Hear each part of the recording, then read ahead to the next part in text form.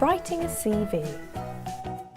Writing a CV is unavoidable if you ever want to be employed, but it's not as daunting as it might seem.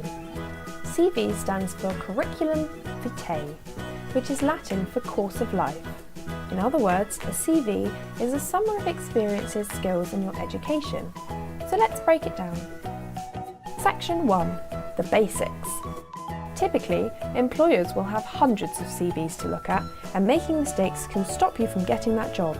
So make sure you've proofread it prior to sending it, and also get someone else to proofread it too, just in case. In the UK, a standard CV should be no longer than 2 sides of A4 paper and should always have your contact details at the top, but more about that later. In order to make your CV stand out, you can play around with the layout or presentation, so long as it doesn't take away from the importance of the content. In some places, they ask for specific formats. If they do, stick to this, otherwise they'll think you can't listen to instructions and probably won't want to hire you. Section 2. What goes into a CV? For a traditional CV, these are the things you should include, and in this order. Your contact details, so your name, address, phone number, etc. Your education history with the most recent first. Any key skills that will be useful to this particular job or are recognised skills in all jobs such as first aid qualifications. Any work experience you've done, including voluntary work. You should put the most recent first or the most relevant, but make sure you're consistent with whichever one you choose. You can include hobbies, but only if they're relevant to the job you're applying for. Remember, employers want to know if you're capable of doing the job, not the fact that you consider yourself an amateur gardener. Unless, of course, you're applying for a gardening job. You might want to include references or referees if you have them too. For example, the contact details of a previous manager, or if you've just left school, a teacher who knew you well. If you've had lots of jobs since leaving education, put your work experience in before your education, as this is more relevant for you.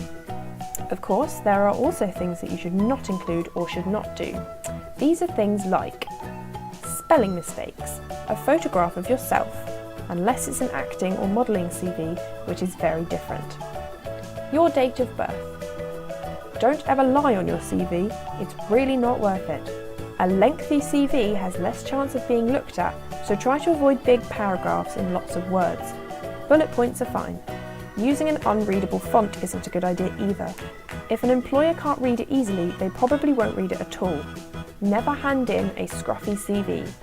Always make sure it's a tidy format that shows you've put a degree of effort into it, and you haven't had it stuffed in your bag for a week before handing it in. First impressions are very important. If you have career gaps, make sure you explain why on your CV. It doesn't have to be a really lengthy explanation, just let your potential employer know that you know there are gaps and there are genuine reasons why. Maybe you were on long-term sick leave or took a year out to go travelling. Whatever it is, it doesn't leave them asking questions as to why. Section 3. Formatting your CV. The format of your CV is largely up to you. Most people use a traditional format, but you can still play around with the colours or fonts, so long as it still looks respectable.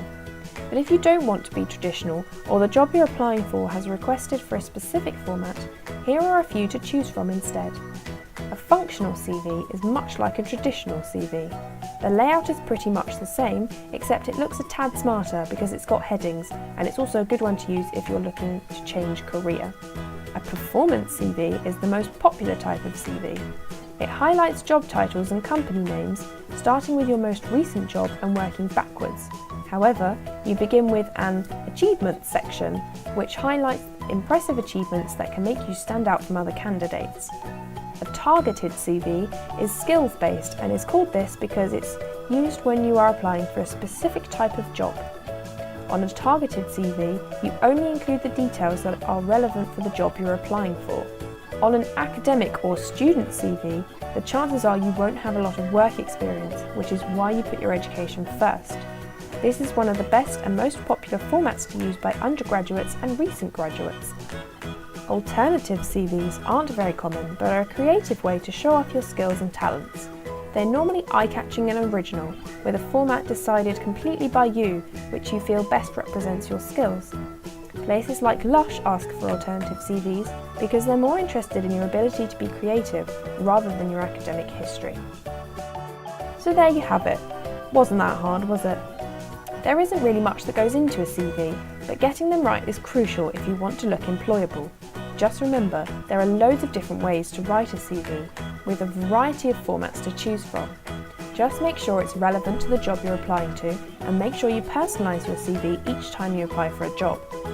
Some things will always stay the same, but bits about skills and hobbies will most likely change depending on the type of job you're applying for. Also, don't forget that spelling, punctuation and grammar are extremely important on a CV, so get someone to proofread it before you send it off, even if you've already proofread it. And finally, if you think lying will help you get a job, you're probably wrong. Don't do it. Next week, cover letters.